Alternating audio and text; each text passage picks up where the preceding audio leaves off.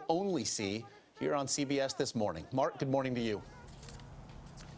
Good morning. The CEO is breaking his silence as he faces mounting threats and lengthening delays. He still remains bullish on the post-election future of his pipeline, which is now 84% complete. But the final 1,000 feet or so are being temporarily stopped by the Obama administration. We will get this easement and we will complete our project. Energy Transfer Partners CEO Kelcy Warren is confident a Donald Trump presidency means his company's controversial Dakota Access Pipeline will be completed. Once he takes over January 20th, what are the prospects? Oh, it's 100%. 100% that the easement gets granted and the pipeline gets built. The president-elect has minor holdings in Warren's company, and Warren donated $103,000 to Trump's campaign. Have you spoken to Donald Trump about the pipeline? I've never met the man. You've never met him? No. But he's invested in you and you're invested in him.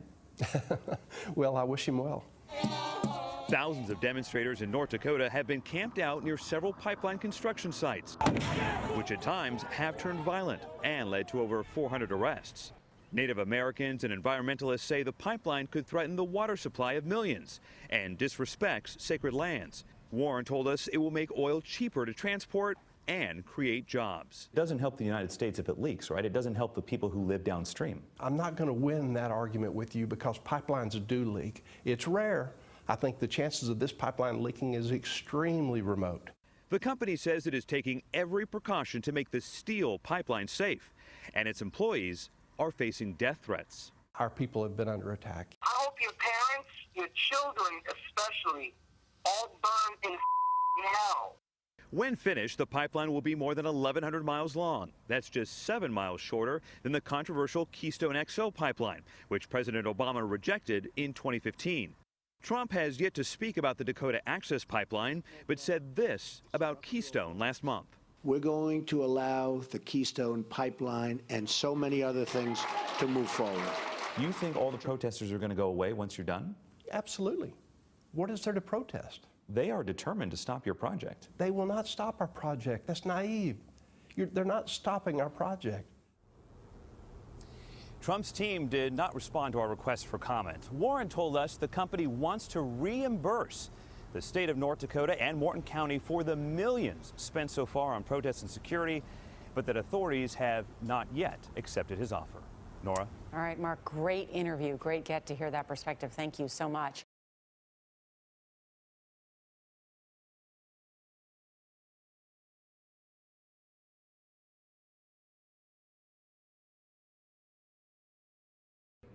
I think if we can get that organized real good, our veterans group organized real good, we're going to have a real effect on what's going on down there.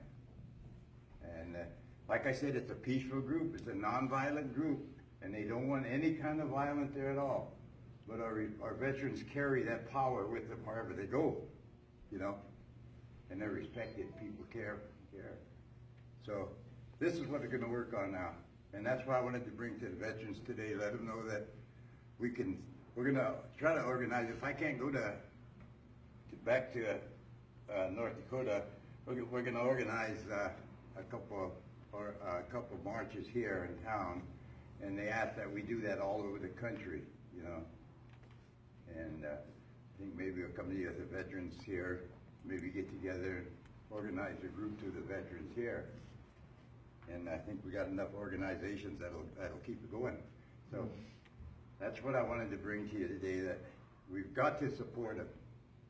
Even here by marches, anything we can do to support them. Something that really touches you. You know, you can't help but feel the pride and what you find in your native people there. I was standing there, you know, in the arbor. They had just got done with a big prayer, and this lady come up to me, a young lady. She must have been about 30, 40, 50's young to me, you know. But she came up to me and she said, "I'm looking for an ex-Marine." She said, "I got a present for an ex-Marine," she said, and she brought this out. And she gave it to me. She said, "My husband got killed in Vietnam." She said, "And I had this for a Marine." She said, "I want to give it to somebody." So I wore it with tremendous pride, you know. It was for her husband that got killed. So how can you get any kind of somebody saying that and not respect something like this, not respect her? These are the kind of people that are there. Just come out of nowhere and just gave me this and said, I want you to have this next Marine, you know. It was for her husband, and I really felt, you know, it almost made me cry, you know. So it's something, so we've got to support them in any way we can, you know. So we better get with our meeting.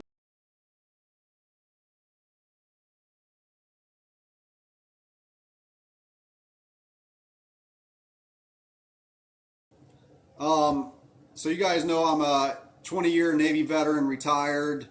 I was a submariner. I was a machinist mate, A-ganger is what we were known as. Worked on diesel engines, refrigeration, hydraulics, all kinds of shit like that.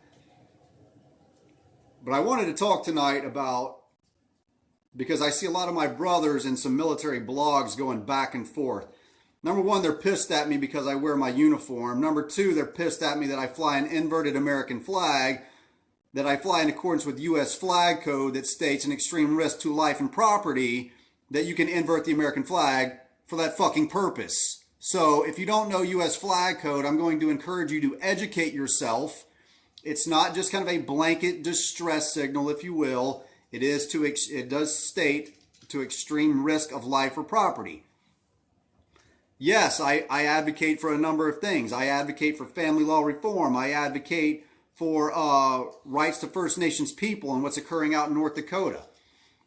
I advocate for the fucking Constitution that I fought for 20 years. It's being shit upon by the United States government. So fucking forgive me if I choose to still don the uniform that I wore honorably for 20 years and invert the American flag when I see the Constitution being fucking shit upon by the very government that's supposed to be fucking entrusted with protecting it. So yes, I fucking do those things. And if you don't like it, oh damn well, I don't give a shit. That's your problem. Don't like it.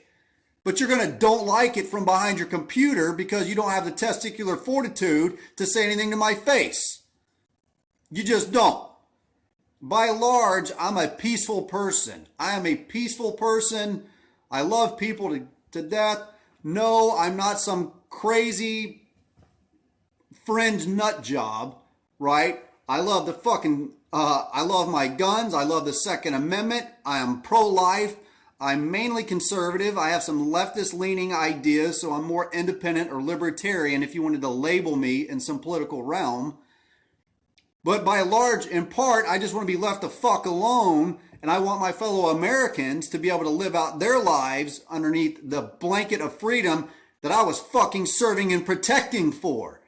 It wasn't to protect the fucking government, okay? It wasn't to protect the Morton County Sheriff's Department, so fuck you, Morton County Sheriff, you fat, bald bastard.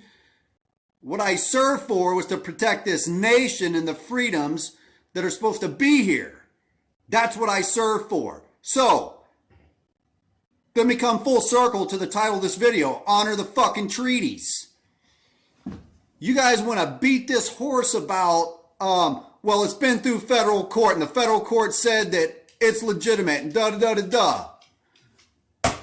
Pick up some fucking history books and read about the hundreds of treaties that have been amended, revised, replaced. For fuck's sake, we actually have in this Smithsonian fucking Institute treaties that have been violated on display there. Do you know that?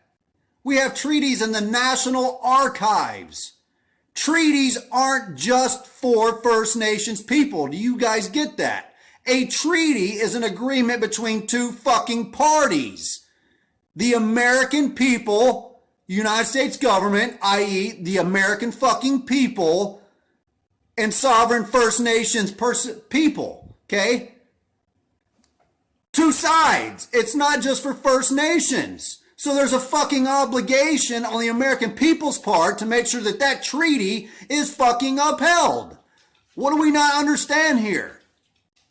And furthermore, since, I don't know, 1814, maybe sooner, These treaties have been being violated. When are we going to be held account for our side of it, for our side of the fucking treaty? When? When are we going to say we have an obligation as American citizens, because treaties are discussed in the United States Constitution. They are a part of our life. They are a part of our republic and how it was formed and shaped and how we're governed in the way that we are. That was influenced by First Nations people, if you don't fucking know that. We have an obligation to our side to honor our side of the treaty. It's not just, that treaty's not just a quarantine First Nations people to a particular piece of fucking property. That's not what it was intended for. It was to protect them, right? But it was really more so because we as Europeans, if you really want to strip it down and get down to the history of it, we came in and it was a way for us to continue to kill, maim, rape, disease, and kill them at will until they agreed to something, so we'd quit fucking killing them. If you really want to get down to the nuts and bolts of treaties and what they were for. Andrew Jackson forced thousands and thousands of First Nations people out of the East Coast west of the fucking Mississippi. They wanted to put them all in one state, I think, in Oklahoma. I'm still researching. I'm still doing a lot of history. Look, guys, why would they go back to the negotiating table? If we have, I think, over a documented 500 treaties that have not been honored, over like 300 that have been amended when it suited us. When are we going to fucking stop doing that? When are we just going to honor a treaty? When? We have an obligation. It is our responsibility as Americans, not just to say, oh, they're First Nations, okay, that's their treaty. No, it's fucking not. It's a treaty by the American people with First Nations. We got to honor that shit. I'm sorry, but we do. So all of you who sit around and you talk about we talk about freedom and, you know, you enjoy that First Amendment right. You enjoy that Second Amendment right. Most of you, it's the only fucking two you know. Unless you've been arrested, then you might know about your Fourth Amendment against illegal search and seizures, or you might know about the 14th Amendment and enjoying a due process of fucking law. But guess what? That shit don't occur in this country. I'm here to tell you, it doesn't. So the Constitution isn't honored. The treaties aren't fucking honored. So at what point in time for the American people are we going to say, we're going to hold the government accountable and we're going to take a stand somewhere? When? I'll tell you when I am. Right fucking now. That's when I am. Because I'm going back to Standing Rock, North Dakota to stand with the people to make sure the United States government, Morton County Sheriff's Department, Army Corps of Engineers know what the fuck the treaty is and to honor it. Eventually, you draw a line in the sand and you stand for something, right? When are you guys going to draw your line in the sand? Where's it going to be? Hey, read my shirt. I serve no man. Let me make that clear. No one. I serve no one. I serve the American people and a belief in an ideal system that this country was actually founded upon something. As fucked up as it was and how our country came into being and that we conquered these lands is really what it came down to. It's not like we came here and peacefully assimilated to Native American culture. That's not what happened. But I can't go back and undo several hundred years of fucking history. I can't. What I can do is say is that the Constitution stands for something. The Bill of Rights stands for something. And as basic human beings, we all have a right to life. And to not, you know, there's just some basic obligations that we have as a society and as a people to take care of one another. To quit turning a blind eye to what's occurring. Wake the fuck up. Wake the fuck up. This is America. It stands for something. So don't sit there and fucking preach at me about, you know, how fucked up I am because I want to wear the uniform that I fought and served for 20 fucking years. You kiss my ass. I believe in a peaceful in doing things peacefully. I believe in that. I want peace in my country. But we have to draw a line in the sand somewhere. And Standing Rock is that line. It is that line. And I will stand alongside my fellow veterans. I'll stand alongside my fellow Americans. I'll stand alongside. I don't care where you come from. I don't care what your political leaning is, what your sexual orientation is, what your religious belief system is. I don't give a damn.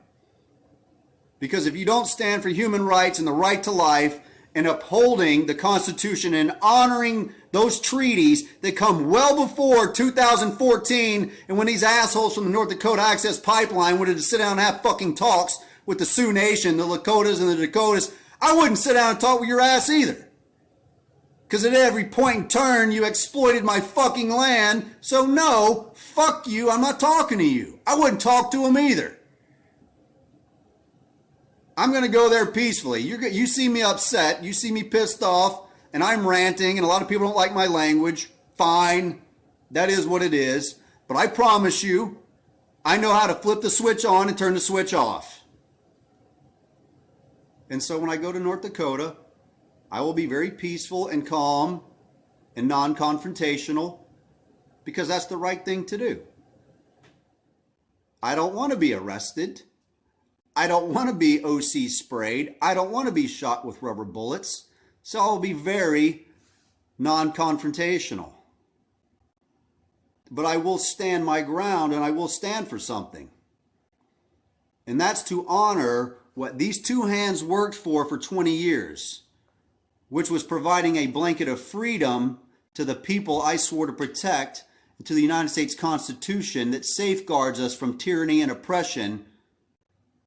And let me remind you, United States government, that we as a people have a duty that when that oppression and the tyranny has become too much and the scales have shifted too much, we have a duty to right that scale. I just want you to know that. The people of this nation will see that rectified. Do you understand what I'm saying to you? This is Cass Jackson. We need to honor the fucking treaties. If you don't believe that, then you're not an American. Because those treaties are also protected underneath the Constitution. That's an obligation on two sides. As far as I can tell, the American government is the only side not upholding their end of the bargain. As far as I can tell. If you can prove me wrong, please go ahead and send me the information and I'll research it. Until then, I'm going to continue doing what I'm doing. This is Cass Jackson, and I will see my family, my relatives, in Standing Rock, North Dakota real soon. Love you guys. You guys have a blessed night. Be safe, stay warm, and stand strong.